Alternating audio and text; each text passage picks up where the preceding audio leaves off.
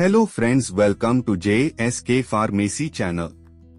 आज हम बात करेंगे हाइड्रोक्सिजीन के बारे में और हाइड्रोक्सिजीन को किस बीमारी में इसका यूज करें, इसकी साइड इफेक्ट्स और किस बीमारी में इसका उपयोग ना करें, इसके बारे में आज बात करेंगे।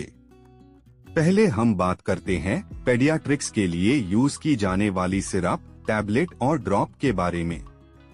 पेडियाट्रिक्स यूज के लिए हाइड्रोक्सिजीन 10 mg में टैबलेट और सिरप और ड्रॉप फॉर्म में हाइड्रोक्सिजीन उपलब्ध है। अब बात करते हैं एडल्ट के लिए यूज की जाने वाली टैबलेट के बारे में।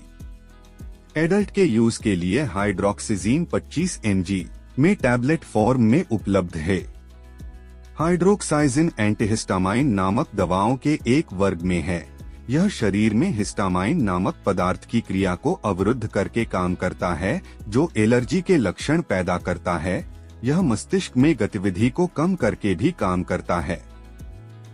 अब बात करते हैं हाइड्रोक्सिजीन के यूज के बारे में। Treatment of skin conditions with inflammation, etching.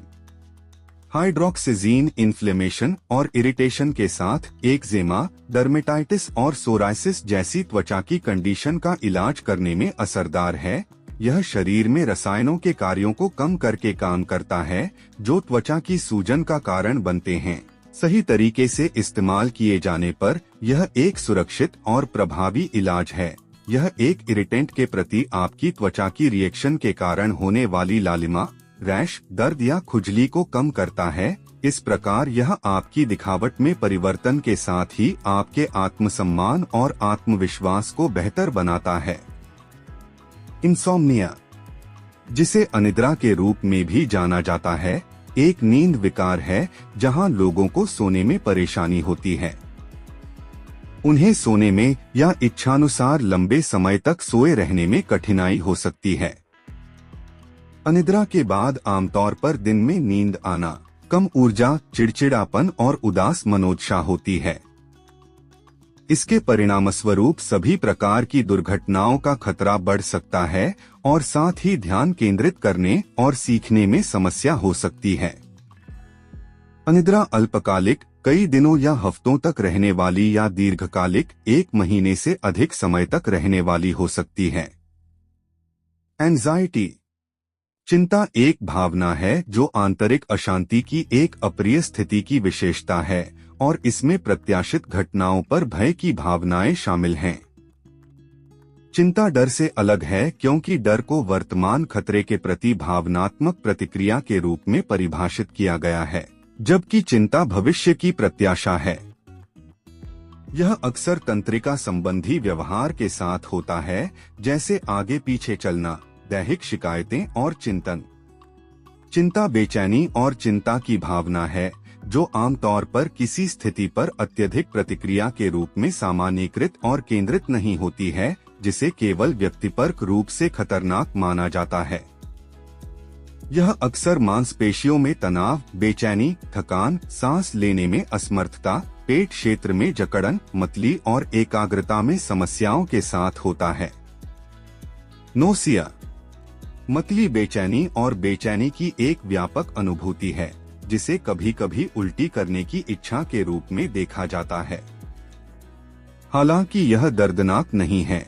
लंबे समय तक रहने पर यह एक दुर्बल करने वाला लक्षण हो सकता है और इसे छाती, पेट या गले के पिछले हिस्से पर असुविधा पैदा करने के रूप में वर्णित किया गया है, जिसमें मोशन सिकनेस भी शामिल है।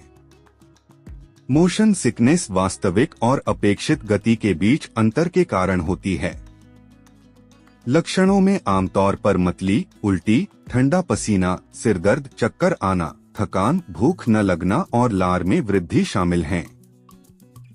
इस प्रकार से हाइड्रोक्सिजीन का उपयोग वयस्कों और बच्चों में एलर्जी त्वचा प्रतिक्रियाओं के कारण होने वाली खुजली से राहत पाने के लिए किया जाता है और चिंता और तनाव से राहत पाने के लिए इसका उपयोग अकेले या अन्य दवाओं के साथ भी किया जाता है।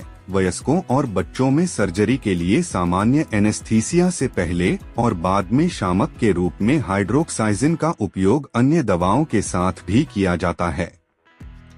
हाइड्रोक्सिजीन को भोजन के साथ या भोजन के बिना लिया जाना चाहिए। इसे ठीक वैसे ही ले जैसे आपके डॉक्टर ने बताया है। डोज और कितनी बार आपको इसकी जरूरत है, यह इस बात पर निर्भर करते हैं कि आप इसे किस लिए ले रहे हैं। आपका डॉक्टर यह तय करेगा कि आपको अपने लक्षणों में सुधार करने के लिए कितनी आवश्यकता है, और ये दवाई डॉक्टर की सलाह लेकर ही इसका इस्तेमाल करना सही होता है। अपने हिसाब से दवाई कभी न ले। अगर आपको बेहतर महसूस हो रहा है तो भी अपने डॉक्टर से परामर्श किए बिना हाइड्रोक्सिजीन लेना बंद न करें। स्थिति पूरी तरह ठीक होने से पहले आपके लक्षणों में सुधार हो सकता है। इसलिए बेहतर और संपूर्ण उपचार के लिए निर्धारित अवधि तक अपना उपचार जारी रखने की सलाह दी जाती है। अगर आपके डॉक्टर द्वारा निर्धारित खुराक और अवधि में हाइड्रोक्सिजीन का इस्तेमाल किया जाता है तो यह सुरक्षित है। इसे बिल्कुल निर्देशानुसार लें और कोई भी खुराक न छोड़े। अपने डॉक्टर के निर्देशों का सावधानी पूर्वक पालन करें, और यदि कोई दुष्प्रभाव आपको परेशान करता है तो अपने डॉक्टर को बताएं। अगर आप हाइड्रोक्सिजीन की खुराक लेना भूल जाते हैं तो याद आते ही इसे ले लें। हालांकि यदि आपकी अगली खुराक का समय लगभग हो गया है तो छूटी हुई खुराक को छोड़ दें और निर्धारित समय में अगली निर्धारित खुराक लें।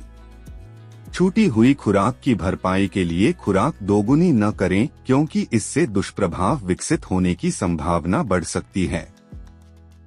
इस दवा को लेने से पहले अगर आपको हार्ट की समस्या या हाई ब्लड प्रेशर या लिवर या किडनी से संबंधित समस्या हो तो अपने डॉक्टर को इसके बारे में बताएं। अगर आप गर्भवती हैं या स्तनपान करा रही हैं तो अपने डॉक्टर को बताएं।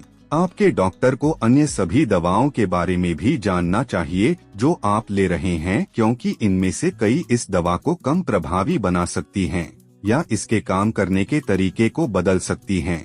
आमतौर पर इस दवा से इलाज के दौरान शराब पीने से बचने की सलाह दी जाती है। अब बात करते हैं हाइड्रोक्सिजीन के साइड इफेक्ट्स के बारे में। हाइड्रोक्सिजीन के साइड इफेक्ट में दवा खाने के बाद आने वाली नींद, मिचली आना, उल्टी, पेट खराब होना, कब्ज जैसे साइड इफेक्ट शामिल है। इस दवा से होने वाले अधिकांश साइड इफेक्ट में डॉक्टर की सलाह लेने की जरूरत नहीं पड़ती है, और नियमित रूप से दवा का सेवन करने से साइड इफेक्ट अपने आप समाप्त हो जाते हैं।